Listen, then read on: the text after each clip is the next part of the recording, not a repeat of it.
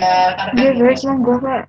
Sudah di record juga. Oke, terima kasih Farah. Silahkan Mas Fahrul. Ya, jadi hari ini gantian kelas kalian yang saya hadiri begitu kan, sesuai peraturan kan. Kita harus ada pertemuan tatap muka minimal 3 kali sebelum UTS, ya kan? Nah,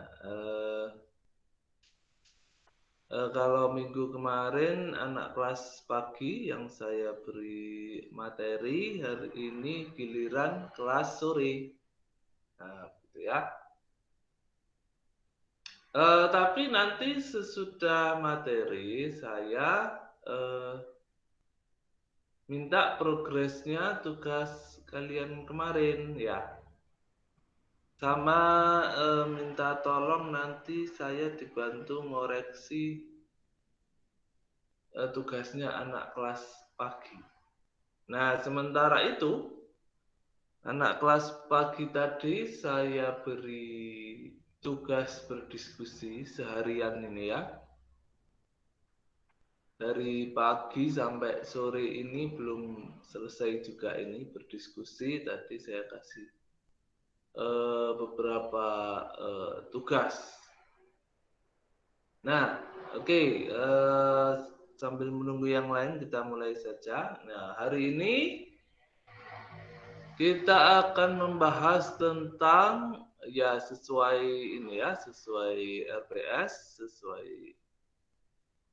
Jadi ini diktat. Diktat itu materi-materi yang disusun sesuai dengan RPS. Kalau ini tidak sesuai RPS hari ini, misalkan ini RPS hari ini pertemuan ketiga, ini kalau tidak salah yang kedua.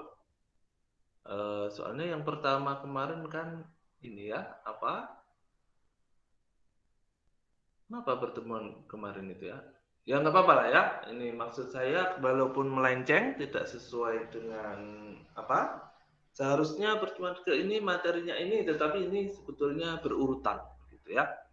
Keuangan publik dan fungsi negara di dalam Islam. Ya. Kebutuhan manusia ada dua sifat, yaitu mikro dan makro. Nah, seperti yang sudah kalian pelajari di semester-semester sebelumnya, yaitu ada ekonomi mikro, ada juga ekonomi makro, kan begitu ya. Sederhananya seperti apa? Sederhananya kan kalau mikro itu berkaitan dengan rumah tangga kecil, begitu ya, atau lingkupnya sempit. Misalkan kita membahas teori supply demand, kan begitu ya. Terus membahas juga teori misalkan marginal utility misalkan. Nah, nanti kalau sudah diislamkan, kalian belajar mikro Islam, ada namanya maslahah versus utility. Nah, kan begitu. Kemudian ada lagi misalkan dibahas di mikro apa itu namanya kebijakan pasar. Nah, kan teori supply demand itu kemudian dibahas, misalkan ya nggak apa-apa ya, kita review sedikit kembali biar kalian refresh. Misalkan Rasulullah melarang ini penentuan harga sepihak, kan begitu ya. Ada dulu sejarahnya sahabat Nabi mengatakan, ya Rasul, ini harga lagi naik, harga sedang naik semua, ini gimana ini, tolong diturunkan ya Rasul. Nah, kan begitu ya. Nah, karena pada saat itu Rasulullah kan juga seorang kepala negara, begitu kan? Nah, kemudian apa jawabannya Rasulullah? Ternyata beliau menjawab, aku tidak ingin nanti kelak, kalau tidak salah ya redaksinya ya, dibangkitkan menjadi orang yang menzolimi orang lain begitu ya, karena menetapkan harga. Jadi di dalam Islam, zat yang menggerakkan harga, yang menggerakkan teori supply demand, yang menggerakkan pergerakan ini shifting ke atas, shifting ke kiri, naik ke atas, naik ke bawah, itu Allah itu sendiri, kan begitu ya. Nah, sedangkan kalau menurut Adam Smith itu kan beliau mengatakan invisible hand, kan begitu ya, tangan yang tidak terlihat, kekuatan yang tidak terlihat. Kenapa Adam Smith nggak langsung ngomong saja kalau itu kekuatan Tuhan begitu ya? Ya mungkin belum sampai ke situ pemikirannya ya. Nah jadi ini nggak apa-apa ya, kita review kembali. Ini sangat penting. Jadi dilarang menetapkan harga secara sepihak. Kenapa? Karena ketika keseimbangan pasar supply demand itu terganggu dengan dipaksakan, harganya dipaksakan, dipatok, maka pasti ada yang dirugikan. Misalkan harga BBM aslinya gitu ya, aslinya secara mekanisme pasar supply demand-nya naik karena lagi langka misalkan, tetapi oleh pemerintah dipatok, rakyat menjerit semua, dipatok, jebret, harga BBM harus murah. Nah, rakyat bahagia, pemerintah disanjung-sanjung. Tetapi ada yang nangis. Siapa yang nangis? Yang nangis adalah produsen BBM. Nah, karena mereka ongkos ngebor minyaknya juga tinggi. Nah, jadi pasti menderita kerugian, sehingga itu contohnya dilarang oleh Rasulullah, dilarang untuk mematok harga. Walaupun pada beberapa kasus tertentu nanti dalam hasanah pemikiran ekonomi Islam ada beberapa kasus ketika para ulama itu memperbolehkan pemerintah mematok harga. Ketika misalkan memang harganya itu naik bukan karena suplainya kurang, tetapi karena ada ihtikar, misalkan ada penimbunan dari pengusaha nakal. Nah itu dari pemikiran-pemikiran para ulama diperbolehkan mematok harga. Ada juga beberapa kasus yang lain. Nah, seharusnya kalian sudah tahu tentang hal ini ya. Nah itu ekonomi mikro. Nah kalau makro seperti apa? Ya makro adalah apa yang kita pelajari sekarang, kan begitu ya. Kita mempelajari tentang kebutuhan masyarakat secara umum, atau kita mempelajari kebutuhan negara, sektor publik, kan begitu ya, sesuatu yang makro besar, tidak hanya rumah tangga atau produsen konsumen saja, tapi sektor publik. Apalagi yang dibahas? Ini kan ada keuangan publik Islam. Ini mengatur tentang apa? Membahas tentang apa? Kebijakan fiskal. Apa itu kebijakan fiskal? Yaitu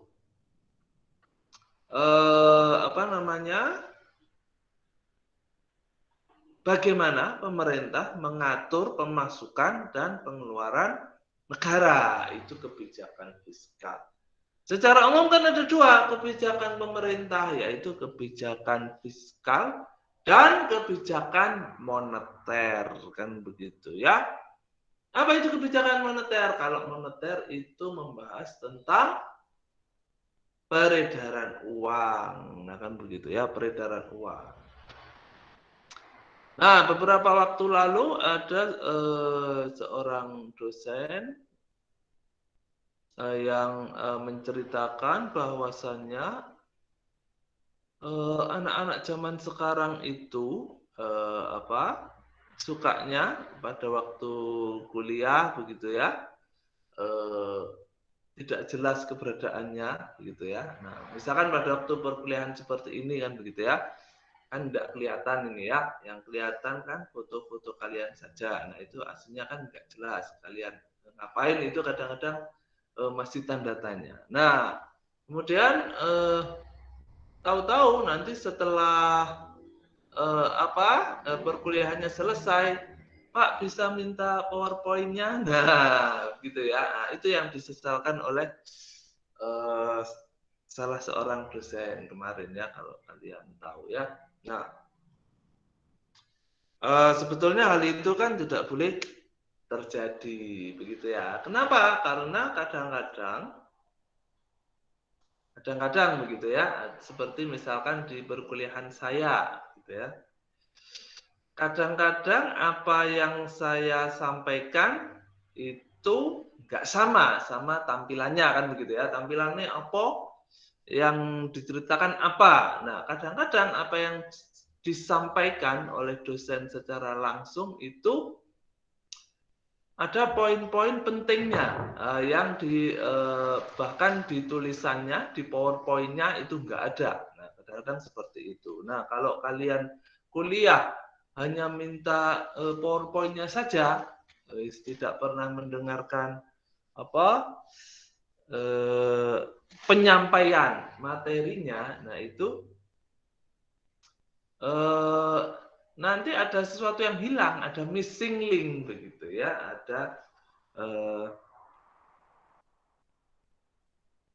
ada sesuatu poin-poin penting yang justru tidak dipahami. Nah, seperti itu. Atau kadang-kadang bahkan mungkin kalian bertanya, ngapain sih kita kuliah begitu ya? Mungkin sudah 3 tahun, 4 tahun kuliah sudah jenuh gitu ya. Ngapain sih kuliah gitu ya? Aslinya baca buku tok itu loh bisa paham gitu ya. Kita bisa punya dapat ilmu juga. Nah, coba apalin itu buku keuangan publik Islam gitu ya, kalau ada di toko buku. Nanti juga pintar-pintar sendiri kan begitu ya. Nah, itu pemikiran yang salah. Kenapa? Nah, karena perkuliahan itu ada standarnya. Ada tatap mukanya, ada seperti yang saya bilang tadi, ada poin-poin di mana materi itu kan banyak ya, materi itu kan banyak, besar, satu buku kadang beberapa buku begitu ya, beberapa slide, beberapa pertemuan. Nah, itu ada poin-poin pentingnya yang kalau tidak bertemu dengan gurunya itu tidak tahu. Jadi aslinya walaupun kalian baca buku banyak, merasa sudah pintar, tapi kalau tidak bertemu dengan dosennya atau tidak ikut kuliah, itu poin-poinnya itu tidak tidak nemu, atau kalaupun kalian nemu itu tidak ini apa ya? Nggak notice. Notice itu apa ya bahasa Indonesianya ya? Tidak ini gitu ya, tidak klik dengan poin-poin itu. Dan yang namanya perkuliahan itu adalah kesepakatan antara para ilmuwan begitu ya. Jadi ada standarnya, standar kuliah keuangan publik itu yang harus disampaikan ini. Nah, begitu. Aslinya kan poin-poinnya itu kecil. Tetapi ketika kita sampaikan pada kuliah yang besar itu kan ini apa namanya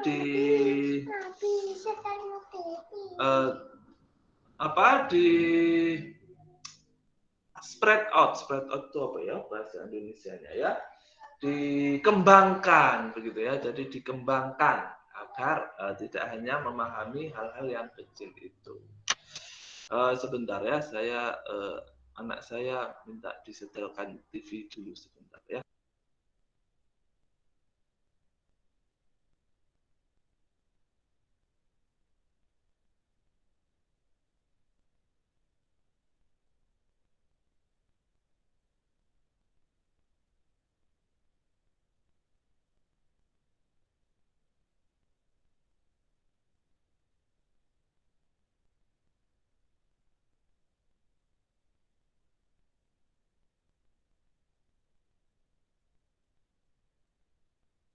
Oke, kita teruskan lagi ya. Tetapi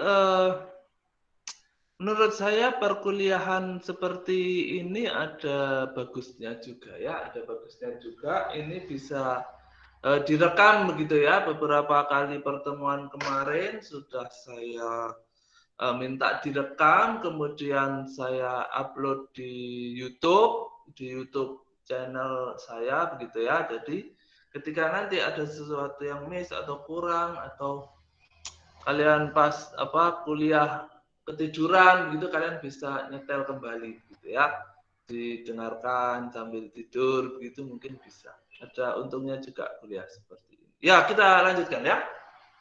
Oh ya, tadi sampai kebijakan moneter kan begitu ya, kebijakan moneter. Apa itu kebijakan moneter? Seharusnya sih ada ya, pelajaran judulnya sistem moneter Islami harusnya, tetapi kayaknya nggak ada di kampus kita, nggak ada ya. Nah, apa itu moneter? Kalau moneter berarti kan sepertinya ini sudah sering kali saya sampaikan ya, walaupun mungkin secara singkat. Moneter itu kan tentang mengatur banyak sedikitnya mata uang kan begitu ya. Bagaimana cara mengaturnya? Nah, karena kita hidup di alam ketika sistem bunga merajalela, maka pemerintah mengatur jumlah uang yang beredar dengan menaik turunkan suku bunga. Nah, kan begitu ya. Suku bunga dinaikkan, biar orang-orang pada nabung, sehingga tujuannya apa? Tujuannya biar inflasinya turun. Nah, gitu kan. Kenapa inflasinya harus diturunkan? Karena orang rakyat pada menjerit kalau inflasinya tinggi, harga-harga terlalu mahal. Nah, sementara itu kalau inflasinya terlalu rendah, ada juga ketimpangannya. Ketimpangannya apa? Kalau inflasi terlalu rendah, pengangguran terlalu banyak. Nah, itu nanti dipelajari di sistem kebijakan moneter kan begitu ya, kebijakan moneter. Nah, terus kalau yang Islam gimana? Kan Islam nggak pakai bunga. Nah, ya nggak di sini ininya apa bahasnya ya. Kalau kita kan membahas tentang kebijakan fiskal, bukan kebijakan moneter kan begitu ya. Nah, kita lanjutkan. Biasanya kebutuhan tersebut disediakan dipenuhi oleh negara, misalkan jalan raya, angkutan umum, atau kebutuhan mikro dalam skala yang besar. Dalam praktek kenegaraan di Indonesia, kebijakan fiskal adalah keputusan antara lembaga eksekutif atau pemerintah, kan ada 3 ya. Kalau dalam sistem politik kita ya, legislatif, eksekutif, yudikatif kan gitu ya. Eksekutif pemerintah, legislatif itu anggota dewan yang terhormat, dan yudikatif itu yang berkaitan dengan masalah hukum. Nah, kan begitu ya. Mahkamah Agung. Nah, kebijakan fiskal keputusan antara pemerintah dan DPR. Nah, untuk mengatur APBN kita itu beberapa tahun ke depan itu bagaimana. Nah, itu biasanya rapat kan begitu ya, rapat. Dalam sejarahnya keuangan Islam sudah ada sejak didirikannya negara Madinah oleh Rasulullah kan begitu ya. Kemudian berkembang seiring dengan perluasan daerah Islam. Nah, kalau zaman kekuasaan Islam dulu, segala rupa pendapatan negara disimpan di Baitul Mal namanya ya, rumah harta. Dan yang dulu yang namanya Baitul Mal itu di satu negara ya, besar. Kalau zaman sekarang ya Menteri Keuangan begitu ya, Baitul Mal. Nah, cuman kalau zaman sekarang kan di Indonesia apalagi yang namanya Baitul Mal itu kan kecil-kecil, jadi BMT itu Baitul Mal Watamil, nah begitu. Kalau dulu Baitul Mal itu satu negara satu. Nah, Baitul Mal zaman Nabi dan para sahabat. Imam Al-Ghazali menyatakan bahwa agama adalah asas dan negara adalah penjaga fondasi dari asas tadi, sehingga harus saling berkaitan. Oke, next.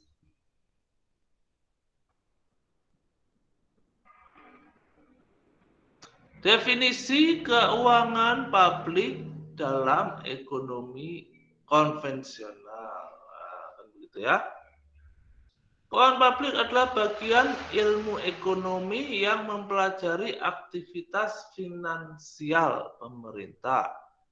Nah, apa saja yang didanai oleh pemerintah, belanja publik, bagaimana pemerintah membiayai pembelanjaan yang besar itu, dan kenapa pemerintah menggantungkan pada jenis-jenis pajak tertentu. Nah, kemudian padahal setiap keputusan mempunyai pengaruh pada keuangan rumah tangga dan swasta. Nah, seperti yang kalau kalian mengikuti ini ya, mikro discussionnya anak-anak Hima itu ya, yang setiap hari apa itu ya, Senin, bukan, Jumat.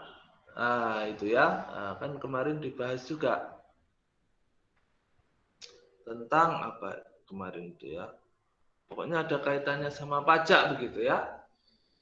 Nah, bagaimana dengan pajak? Apakah sekarang ini pajak kan merupakan pendapatan terbesar hampir di seluruh negara. Nah, padahal pajak ini sendiri kalau dalam hasanah para ahli ekonomi Islam masih debatable kan begitu ya, masih diperdebatkan. Karena ada hadis Rasulullah yang melarang pajak. Nah, seperti itu. Kemudian pertanyaannya adalah, memang apa mungkin negara bisa hidup nggak pakai pajak? Nah, itu nanti menjadi tugas kalian. Coba searching, browsing.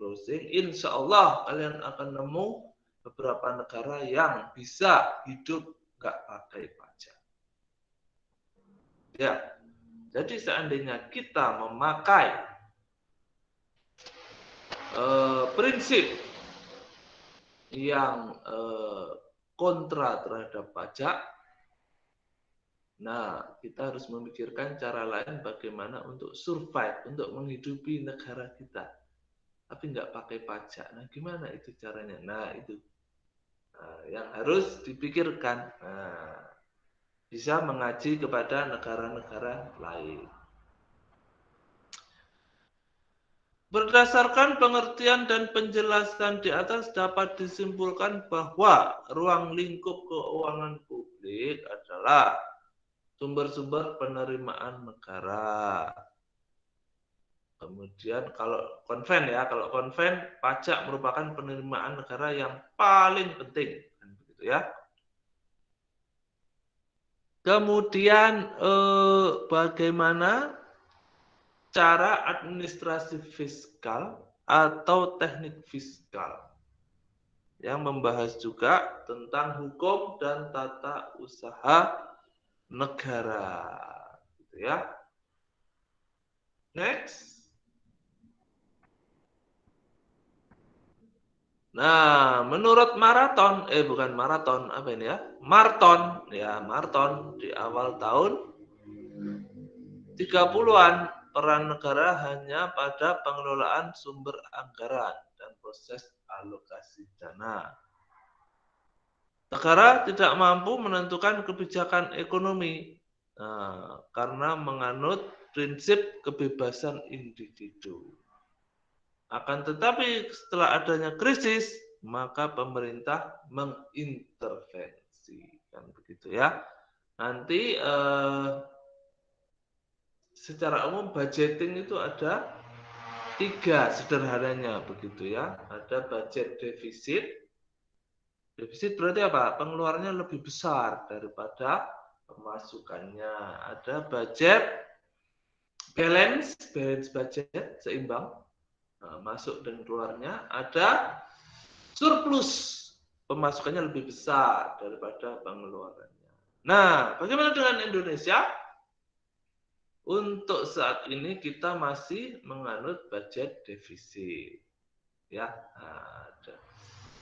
Walaupun ada juga yang menyampaikan bahwasannya Indonesia mengambil langkah budget defisit itu bukan karena miskin begitu ya, bukan karena memang kita nggak bisa mengelola keuangan negara sehingga setiap pemasukannya pasti kurang. Bukan, tetapi memang karena disengaja. Untuk apa disengaja? Memang disengaja belanjanya besar-besaran sampai harus ngutang. Untuk apa tujuannya? Untuk pembangunan infrastruktur, untuk memperluas lapangan kerja. Jadi defisitnya disengaja. Aslinya kalau nggak defisit bisa saja kalau mau ya. Kalau mau bisa saja. Nah, nanti panjang kali lebar kalau kita mendiskusikan itu ya. Banyak nanti para ahli yang pendapatnya macam-macam. Sedangkan definisi keuangan publik dalam ekonomi Islam. Ekonomi Islam dibangun atas dasar ajaran Islam sehingga merupakan bagian yang tidak terpisahkan. Nah, karena sebuah sistem sehingga Islam menjadi basisnya kan begitu ya. Termasuk dalam hal ini membangun negara, bagaimana caranya membangun negara dengan berlandaskan kepada ajaran-ajaran Islam. Salah satu pendapat keuangan publik berasal dari Abu Ubaid. Nah, ini kan sudah ya. Kita pelajari pada pelajaran sejarah pemikiran ekonomi Islam. Abu Ubaid menulis kitab Al-Amwal. Sunuful amwal allati yaliha al-imamah lirra'iyah. Artinya kekayaan yang dikelola pemerintah untuk rakyat. Nah, jadi ini kebijakan fiskal. Menurut Soeharto ada 4 konsep penting, yaitu amwal atau harta kekayaan, kemudian wilayah pengelolaan, atau bisa juga sebetulnya wilayah itu diartikan ya wilayah begitu ya, daerah kekuasaan. Kemudian ada imamah atau pemerintah, dan ada ro'iyah, ada rakyatnya. Nah, ini 4 ini semuanya penting kan begitu ya. Nah, kenapa penting?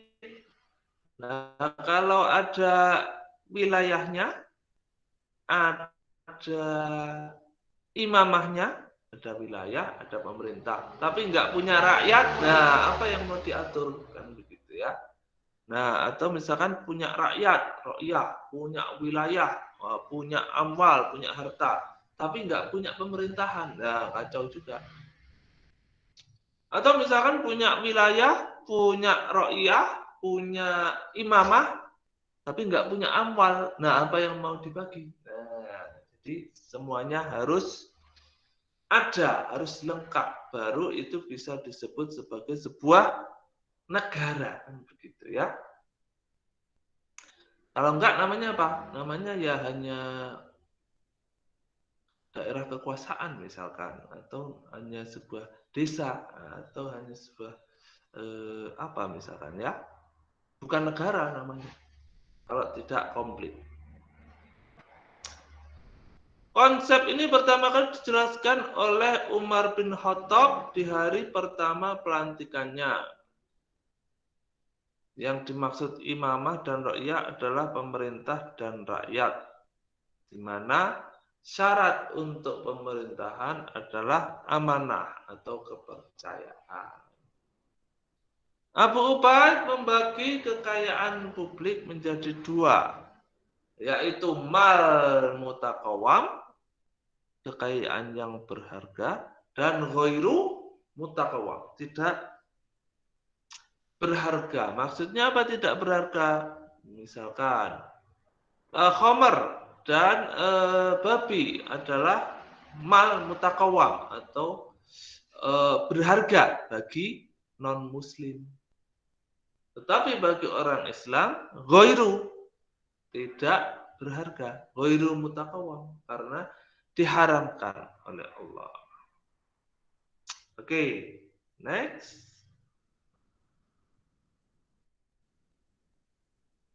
Instrumen pendapatan keuangan publik. Bagaimana caranya pemerintah mendapatkan dana untuk mengelola negara? Melakukan bisnis seperti mendirikan BUMN. Kemudian yang kedua, memungut pajak. Nah, kan begitu ya. Macam-macam kalau di Indonesia ya. Ada PPH, pajak penghasilan. Ada PBB, pajak bumi dan bangunan. Ada PPN, pajak penjualan. Ada pajak STNK misalkan, kan pajak kendaraan. Nah, ini katanya pajak mobil baru mau diturunkan katanya ya, untuk relaksasi biar orang pada belanja beli mobil, katanya sampai 100%. Pajero yang harganya 500 juta jadi tinggal 200 juta katanya begitu ya. Itu nanti kalau betul dilaksanakan enggak karu-karuan nanti ya, menurut saya ya, merusak keseimbangan harga kendaraan itu nanti ya. Ya wallahu a'lam ya, gimana nanti pemerintah mengaturnya. Melakukan pinjaman kalau memang nggak punya uang. Nah, pinjaman kepada pihak lain, masyarakat, perusahaan, maupun kepada IMF, International Monetary Fund, banknya para negara, gitu ya, negara-negara kecil itu biasanya yang ngutangi IMF. Instrumen pendapatan keuangan publik pada masa Rasulullah. Yang pertama adalah zakat. Nah, jelas ya, zakat itu apa? Zakat itu adalah pungutan yang wajib bagi orang Islam. Wajib bagi orang Islam pada masa Sayyidina Abu Bakar. Setelah Rasulullah wafat, banyak orang yang nggak mau bayar zakat, sehingga oleh karena itu Abu Bakar mengadakan peperangan. Siapa yang nggak mau bayar zakat, diperangi. Nah, kenapa? Karena zakat itu adalah kewajiban bagi seorang muslim. Bahkan dikatakan kalau di dalam harta kita itu ada haknya orang lain, yaitu zakat itu sendiri. Artinya kalau enggak dikeluarkan zakatnya berarti kita makan hak orang lain. Nauzubillah ya, semoga kita enggak. Kan macam-macam ya zakat itu ya, ada zakat fitrah, ada zakat mal, ada zakat pertanian. Nah, cuma biasanya masyarakat awam itu taunya zakat fitrah saja sebelum Idul Fitri. Nah, yang lain-lainnya nggak tahu atau pura-pura nggak tahu. Ya, semoga kalau kita memang tahu, kita ini ya apa nggak salah ngitung gitu ya, biar zakatnya selalu dikeluarkan. Siapa saja yang mendapatkan zakat, ya kan? Perasaan ini sudah sering kali saya sampaikan berulang-ulang kan begitu ya. Ada 8 asnaf. Ada fakir, ada miskin. Di sini nggak ada ya tulisannya, nggak ada. Fakir, miskin, gharimin, orang yang berutang, ibnu sabil, orang dalam perjalanan, fisabilillah, orang yang berjuang di jalan Allah, misalkan para dai atau takmir masjid. Terus apa lagi ya? Apa lagi? Kurang 3. Amil. Amil, ya betul, amil zakat. Nah, itu ya. Nah, jadi walaupun zakat itu ibadah, itu amil itu dapat bagian. Nah, ini mengajarkan satu hal, bahwasannya di dalam Islam itu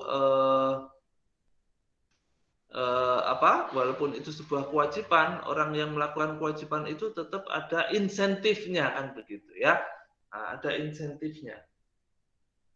Walaupun ikhlas-ikhlasan, tetapi tetap ada insentifnya. Ambil, kurang 2 lagi. Apa ya? Mu'alaf. Oh ya, mu'alaf. Al-mu'alafatu qulubuhum. Kurang 1 berarti ya. Orang berutang sudah. Orang dalam perjalanan Musafir. sudah.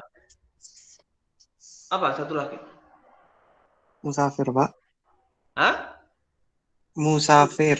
Musafir sudah tadi, Ibnu Sabil.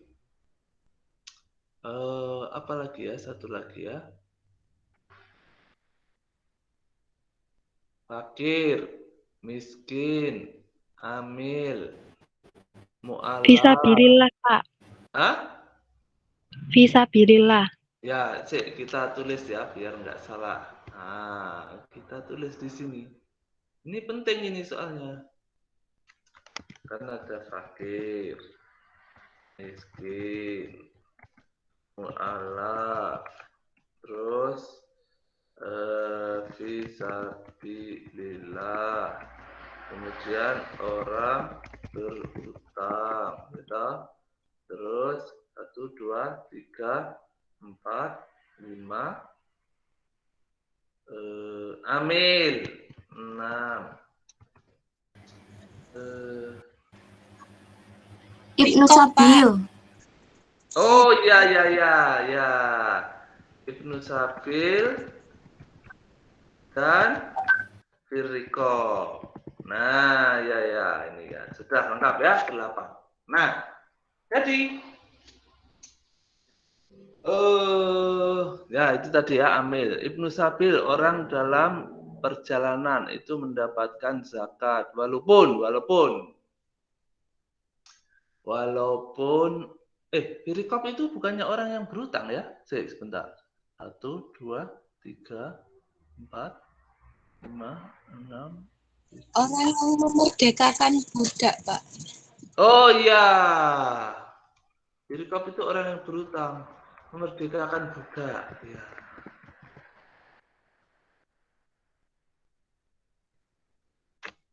budak sekarang nggak ada, begitu ya. Ibnu Sabil orang dalam perjalanan sekarang pun itu sudah kurang begitu lazim, begitu ya. Kenapa kurang begitu lazim? Karena kan nggak seperti zaman dulu ya.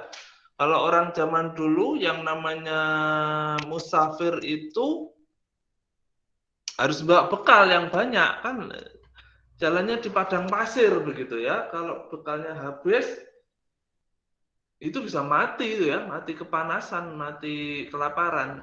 Nah, tapi kalau zaman sekarang kan orang rata-rata nggak bawa bekal kayak orang dulu ya, dan lagi pula jalannya nggak di padang pasir begitu ya. Misalkan kalian pergi kemana, mudik Pak, nah sampai baru di tengah jalan lapar Pak, tinggal belok ke warung, bayar, beres kan begitu ya. Nah di padang pasir nggak ada warung, nah, misalkan atau uangnya habis Pak, tinggal belok ke ATM ada uangnya, kalau memang masih ada uangnya begitu kan. Nah, jadi Ibnu Sabil itu kalau sekarang tidak begitu lazim dikasih zakat. Memerdekakan budak juga nggak ada karena budaknya sudah nggak ada. Orang berutang bagaimana? Nah ini yang seru kan begitu ya. Saya pernah mendengar cerita bahwasannya kayaknya sudah pernah tak sampaikan ya. Saya kan sering kali dejavu begini ya. Apa namanya?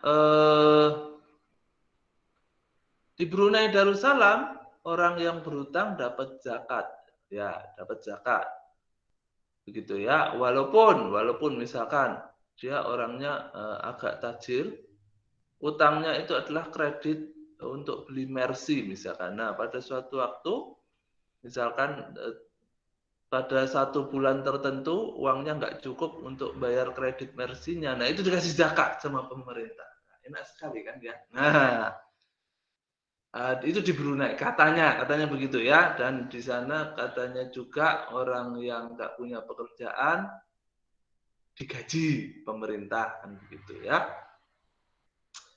Dan tentu saja itu tidak bisa disamakan dengan negara kita kan begitu ya. Konon katanya orang di sana kalau dikasih uang pemerintah malu ya, malu. Tapi kalau di Indonesia malu-maluin ya, nggak pakai malu lagi, malu-maluin. Buktinya apa? Buktinya kalau lagi ada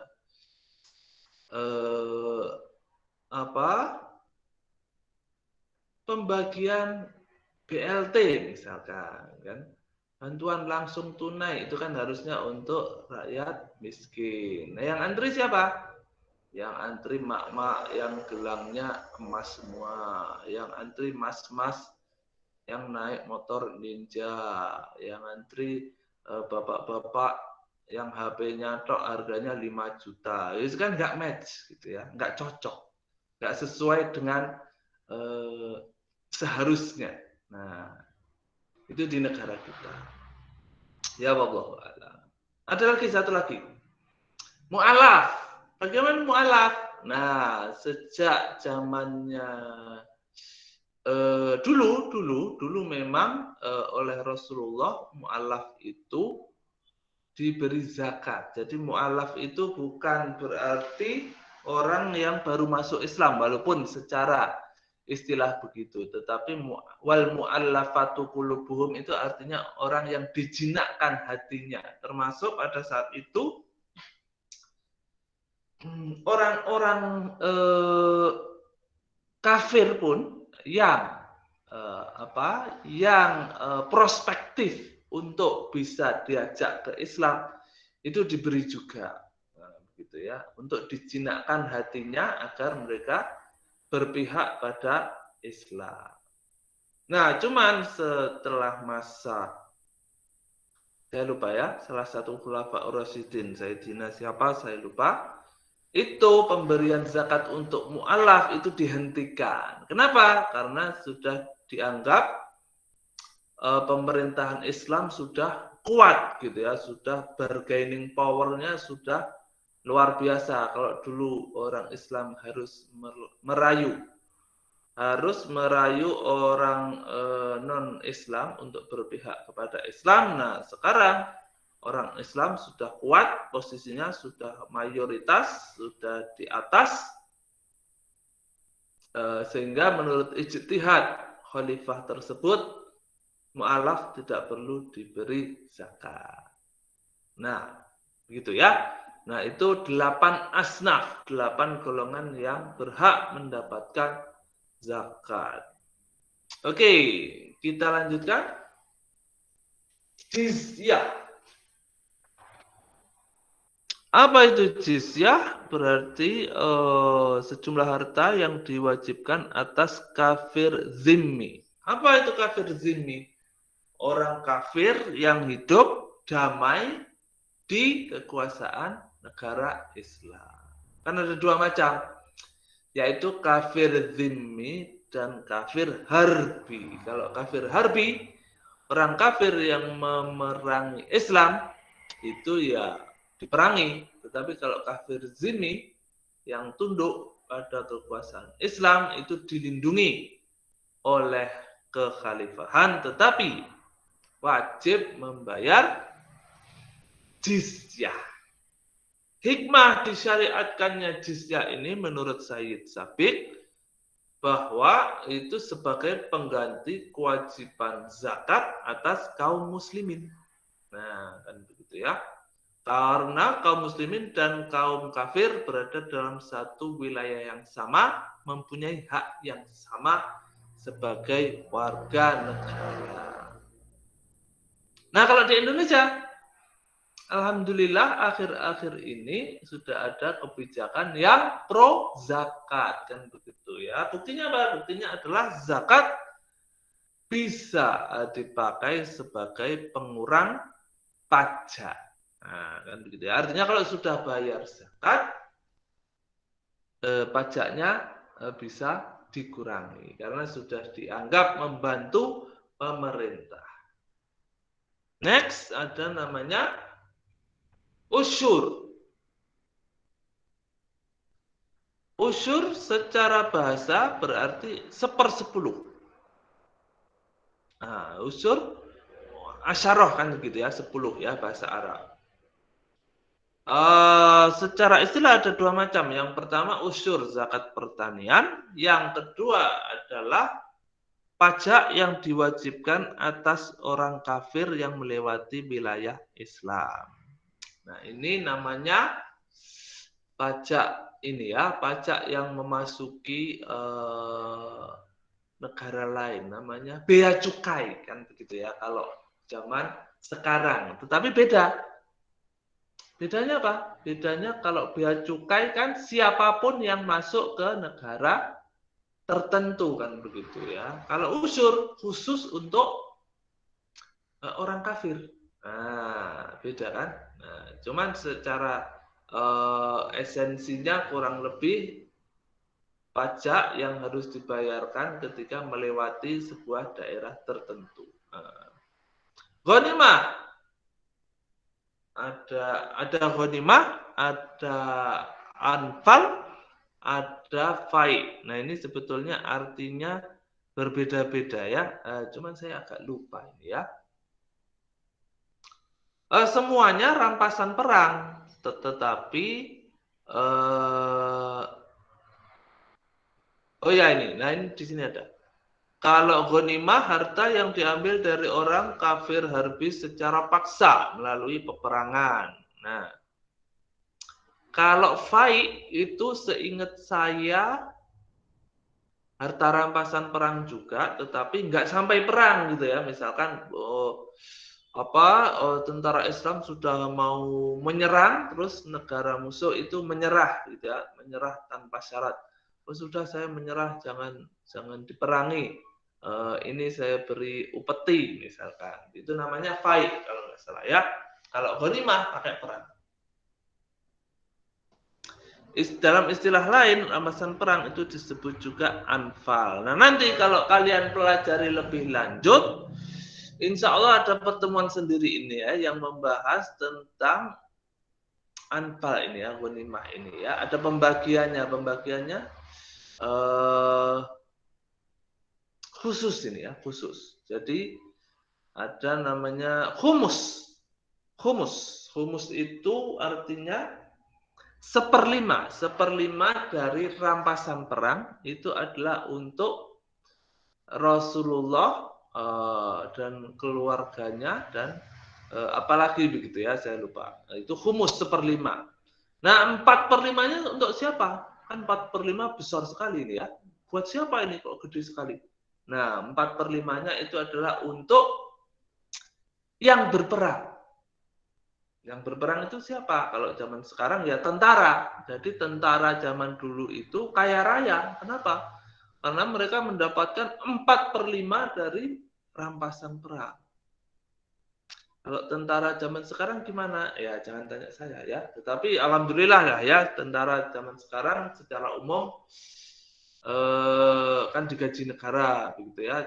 Insya Allah sudah cukup untuk berkehidupan. Walaupun mungkin nggak kayak zaman dulu yang dapat 4/5 begitu ya, begitu perang langsung kaya raya begitu misalkan. Kharaj, apa itu kharaj? Pajak atas tanah pertanian. Nah, ya, kharaj, pajak atas tanah pertanian. Kalau zaman sekarang namanya PBB misalkan, ya. Pengeluaran pemerintah. Dalam pengeluaran keuangan publik, pemerintah berperan sebagai pembeli besar karena pengeluaran yang dimaksud adalah belanja negara dalam APBN negara. Pembelanjaan publik dalam zaman Rasulullah kurang mendapat perhatian karena sangat sedikit referensi tentang hal itu, begitu ya. Klasifikasi belanja pemerintah dapat dibagi menjadi 3. Wasteful spending. Kalau manfaatnya lebih kecil, waste itu kan mubazir begitu ya, waste sisa.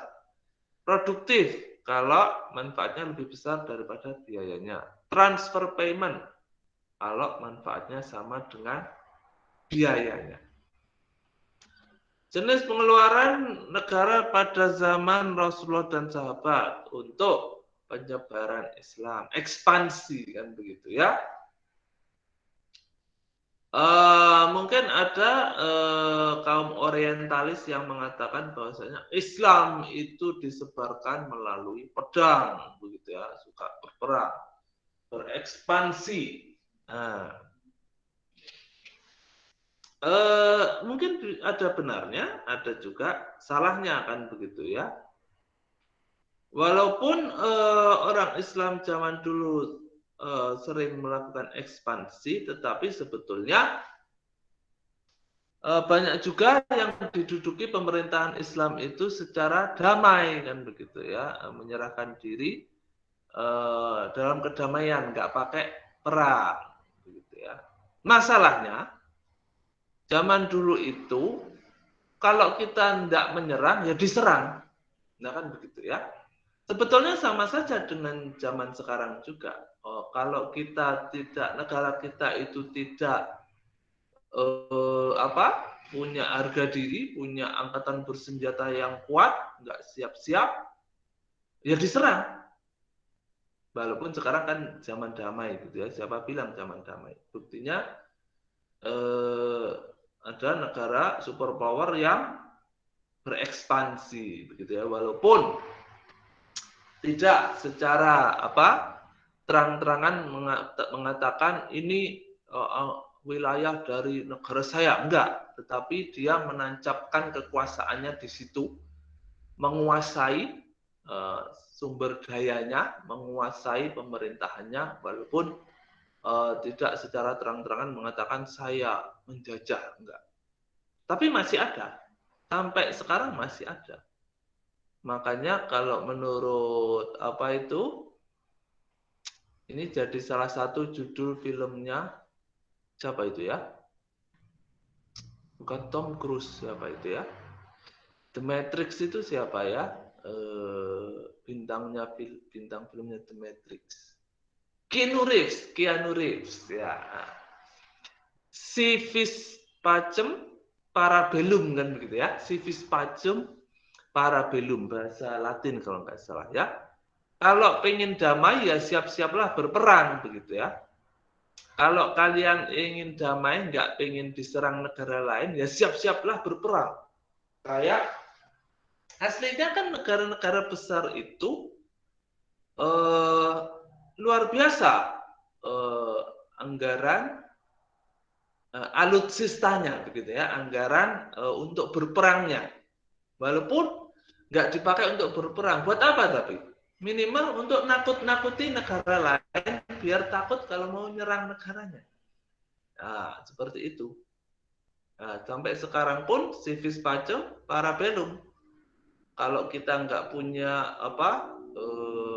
kekuatan kita itu nggak terlihat, itu bisa diremehkan negara lain. Nah, kan begitu ya. Sampai Menteri Susi kan, oh jangan mau diremehkan nelayan asing, kalau masuk Indonesia tenggelamkan, nah kan begitu ya.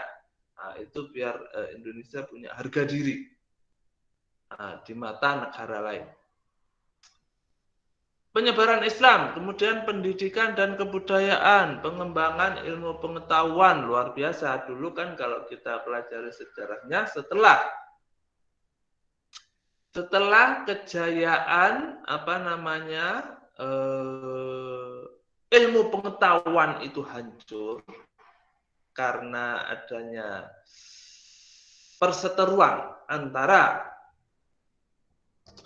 hegemoni agamawan, rohaniawan melawan para saintis yang kemudian akhirnya timbul paham sekularisme kan begitu ya. Ini filsafat ilmu, harusnya kalian masih ingat dulu ya, pernah diajarkan sekularisme. Setelah terjadi kemunduran itu kan ada namanya Dark Ages di Eropa begitu ya, abad kegelapan. Nah, cuman kalau kita pelajari buku-buku sejarah, terutama yang dari Barat, itu banyak yang tidak menyebutkan bahwasanya pada masa kegelapan itu justru Islam sedang jaya-jayanya, Golden Age begitu ya, sedang jaya-jayanya. Kadang-kadang di beberapa buku sejarah kejayaan Islam itu terutama bagi yang tidak suka pada sejarah peradaban Islam itu ditutup-tutupi, dikatakan pada saat itu Dark Ages, pokoknya kegelapan, nggak ada peradaban yang maju pada saat itu. Nah kemudian karena ada kosongnya itu ya, padahal pada masa itu yang maju Islam. Setelah itu ada revolusi industri, itu ya, ada kemudian negara-negara peradaban Western itu bangkit kembali dan Islam mundur. Nah, Islam mundur. Tetapi jangan khawatir, kan di dalam Al-Quran dijelaskan bahwasanya batil kal ayam nudawiluha bainan nas, kan gitu ya. Kemenangan itu dipergilirkan di antara umat manusia. Memang sudah sunatullah, habis menang kalah, nanti habis kalah menang lagi. Kira-kira sekarang Indonesia atau umat Islam pada umumnya lagi kalah atau lagi menang sekarang? Nah, kalau lagi kalah mungkin bentar lagi menang. Nah, kalau lagi menang jangan-jangan sebentar lagi kalah. Nah, kan begitu ya. Kan dipergilirkan oleh Allah. Pembangunan armada perang. Nah, kan seperti tadi ya. Nah, ini salah satu tugas yang saya berikan kepada anak-anak kelas pagi tadi ya. Ada pembangunan armada perang dan penyediaan layanan kesejahteraan sosial. Dalam teori ekonomi konvensional itu dikenal adanya dilema gun versus butter, gitu ya. Gun itu senjata, butter itu apa? Butter itu mentega. Nah, jadi secara umum negara-negara di dunia ini fokusnya pada dua itu. Yang satu fokus pada gun, persenjataan, pembangunan armada perang dan keamanan. Yang satu fokusnya pada butter, mentega, memberi pelayanan kesejahteraan sosial sebesar-besarnya kepada masyarakat, walaupun itu harus mengorbankan anggarannya untuk armada perang. Karena biasanya negara-negara umumnya pada masa ini itu nggak bisa, dua-duanya memenuhi nggak bisa. Kalau memang fokus ke anggaran perang, biasanya kesejahteraan rakyatnya agak terabaikan. Atau sebaliknya, kalau yang satunya fokus banget pada kesejahteraan rakyatnya, gitu ya, bagi-bagi, pokoknya rakyatnya tidak ada yang kekurangan, gitu ya. Biasanya armada perangnya yang keteteran, begitu ya, karena fokusnya pada rakyatnya. Nah, salah satu tugas yang saya kasih ke anak kelas pagi tadi, saya suruh mengidentifikasi negara mana yang fokus pada gun dan negara mana yang fokus pada butter. Nah, ada ternyata ya, sampai saat ini ada beberapa negara yang memang fokusnya ke dua hal tersebut. Sumber pengeluaran negara yang berhubungan dengan kemasyarakatan pada zaman Rasulullah dan para sahabat. Primer, biaya perang. Karena memang pada saat itu barbar kan begitu ya. Kalau nggak nyerang ya diserang. Nah, biaya pertahanan, senjata, unta dan persediaan. Kemudian zakat dan usur kepada yang berhak. Primer. Sekundernya, bantuan untuk orang yang belajar di Madinah. Semacam beasiswa kan begitu. Hiburan untuk utusan suku, hadiah untuk pemerintah negara lain. Kalau ada sisa setelah kebutuhan primer. Next.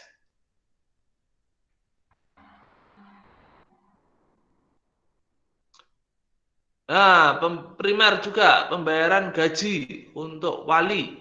Qadhi itu hakim, guru, imam, muazzin. Nah, ini semua digaji oleh pemerintah gitu ya, bantuan untuk musafir. Nah, seperti yang kita bahas tadi kan, musafir zaman dulu beda sama zaman sekarang ya. Imam muazzin digaji oleh pemerintah. Nah, bagaimana dengan sekarang? Sekarang sih masih juga digaji, cuman yang masjid-masjid gede gitu ya, sama seperti Imam Masjid Istiqlal di Jakarta itu digaji juga. Katanya ya banyak gajinya, tapi syaratnya juga berat. Syaratnya harus hafiz kan begitu ya. Yang sekunder, pembayaran untuk pembebasan budak. Denda atas mereka yang terbunuh tidak sengaja, kesenggol pedang misalkan ya. Kemudian pembayaran utang orang yang meninggal dalam keadaan miskin. Nah, tunjangan untuk sanak saudara Rasulullah, persediaan darurat. Sebetulnya ini kan ada juga pembahasan yang lebih mendalam nanti ya. Kalau zamannya khalifah siapa, ini pengeluarannya apa saja, itu ada ya. Zamannya khalifah ini untuk siapa, sampai pada suatu saat ada khalifah siapa ya, saya lupa ya, apa Harun al-Rashid ya, mau membagi zakat, tidak ada yang mau menerima zakatnya karena semua rakyatnya sudah kaya semua. Ada ya. Fungsi negara dalam Islam menurut Ibnu Taimiyah, negara berkewajiban menjalankan program untuk mendatangkan maslahat dan menolak segala kerusakan. Nah, ini kan ada kaidah hukumnya kan begitu ya. Darul mafasid muqaddam ala jalbil masolih, ya toh. Kemudian negara tuntut untuk menciptakan ketentraman dalam beribadah. Apa ini ya? Tasarruful imam ala ra'iyah manut bil maslahah, ya kan begitu ya. Moga-moga kalian belum lupa pelajaran kaidah hukumnya. Next.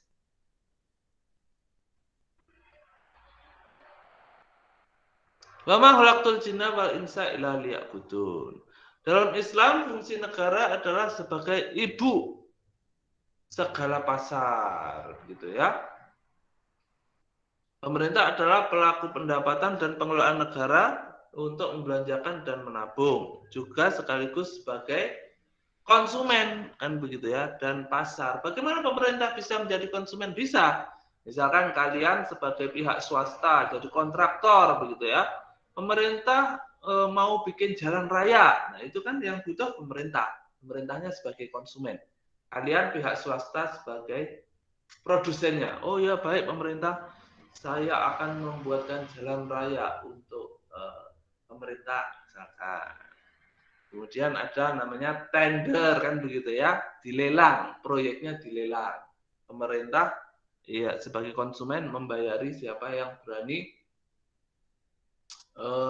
membangunkan jalan raya secara efisien atau murah, tapi nggak gampang rusak. Nah, yang pada kenyataannya biasanya ini ada, kalau ada yang korup kan begitu ya, dibengkakkan. Misalkan ada kong kali kong antara pejabat pemerintahnya dengan kontraktornya, ngomong biayanya 100 juta padahal bahannya cuma 50 juta misalkan. Akhirnya jalannya baru setahun sudah bolong-bolong. Nah kan seperti ini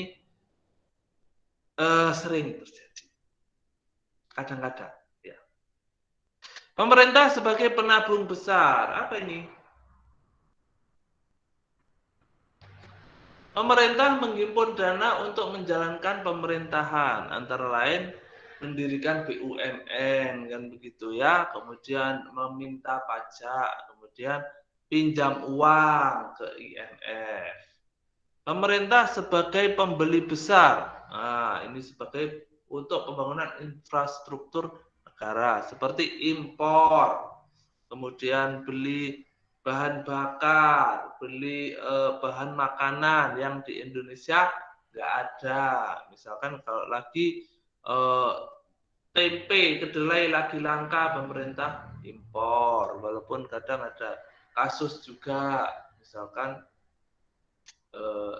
kedelainya masih banyak kok impor. Nah, jangan-jangan ada yang main mata kan begitu ya. Yang penting menghabiskan anggaran negara.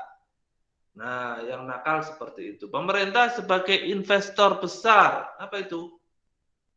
Ya, berinvestasi terhadap berupa surat-surat berharga, perlindungan terhadap pemikiran melalui hak paten, dan investasi di perusahaan milik negara.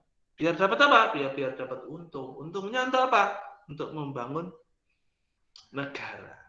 Seperti itu ya. Habis ya? Oke, karena sudah habis, ada pertanyaan sampai di sini? Saya bertanya, Pak. Iya, silakan. Tadi kan salah satu instrumen pendapatan negara itu dari BUMN. Yang berarti kan dalam BUMN ini terdapat berbagai macam bisnis dan penerimaan, salah satunya itu penerimaan dana non halal. Nah, apakah dalam keuangan publik Islam itu sendiri mengenal adanya atau menoleransi adanya dana non halal ini? Terus yang kedua tadi itu Pak, yang terkait standar, kan kalau zakat itu standarnya 2,5%.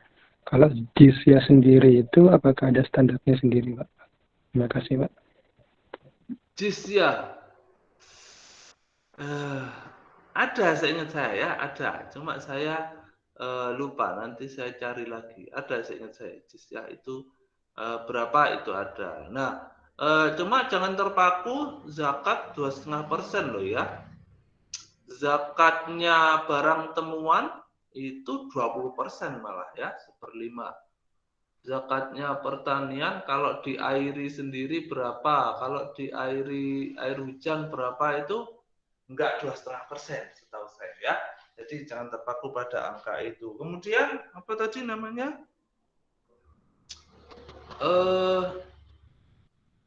Kan ada pendapatan non halal Pak, bagaimana? Nah, masalahnya kita nggak hidup di negara Islam itu ya. Nah, jadi segala apapun yang kita diskusikan di pelajaran ini, keuangan publik Islami ini, itu sebetulnya banyak yang utopia begitu ya, banyak yang impian-impian kita untuk bisa kembali ke masa lalu, menengok kembali sejarah pemikiran para ekonom Islam, kebijakan-kebijakan para khalifah, dan berusaha sebetulnya ya, berusaha memproyeksikan seandainya di masa depan kalau kita hidup di negara Islam, bisa nggak? Nah, gitu ya. Bisa nggak misalkan sampai saat ini kalau misalkan ada negara Islam itu nggak pakai pajak, itu bisa nggak? Nah, misalkan.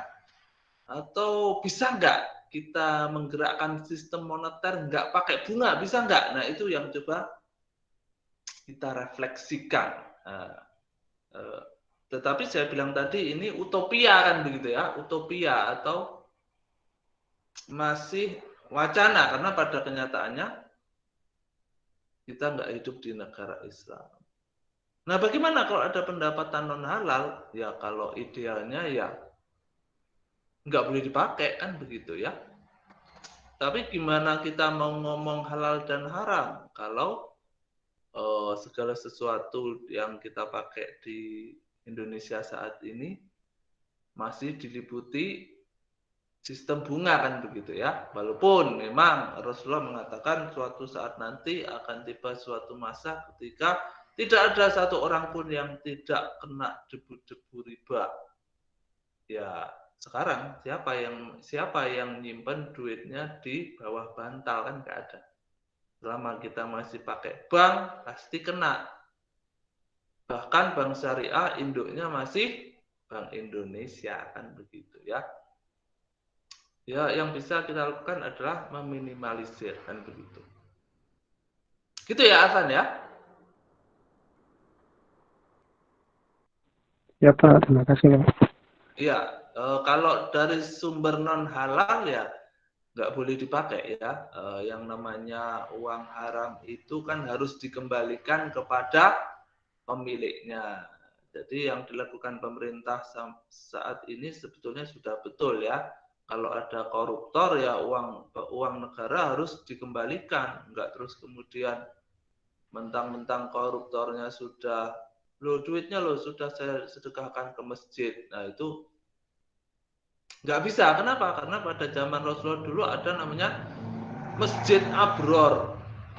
Kan yang penting ininya Pak, yang penting bukan sumber uangnya dari mana, yang penting sekarang digunakan untuk apa, nggak bisa. Zaman Nabi ada Masjid Abror, didirikan oleh orang-orang munafik, tujuannya walaupun di situ didirikan sholat, tetapi tujuannya untuk memecah belah umat. Sama Allah disuruh ngapain? Disuruh menghancurkan. Walaupun judulnya masjid. Jadi bukan seperti filsafatnya Barat yang mengatakan the end justify the mean kan begitu ya. Hasil akhir itu justify, hasil akhir itu membenarkan cara-caranya. Nggak ada Robin Hood di dalam Islam. Artinya nggak boleh mencuri walaupun itu tujuannya adalah untuk membantu orang miskin. Nggak bisa. Berbuat kebaikan caranya juga harus baik. Nggak bisa berbuat kebaikan, akan saya korupsi ini biar uangnya saya berikan ke panti asuhan untuk masjid, nggak cuma saya habiskan sendiri, nggak bisa. Tujuannya benar, caranya juga harus benar, nggak boleh salah. Ada lagi yang ditanyakan?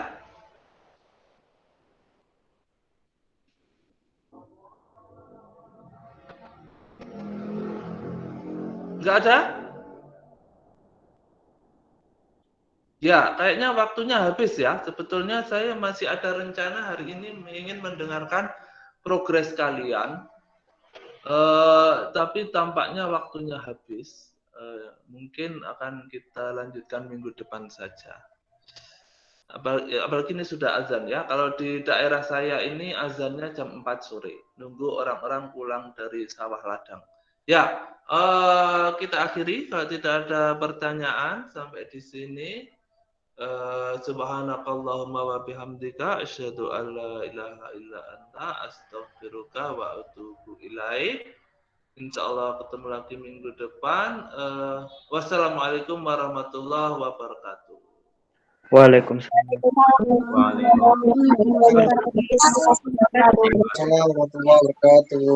kasih Pak.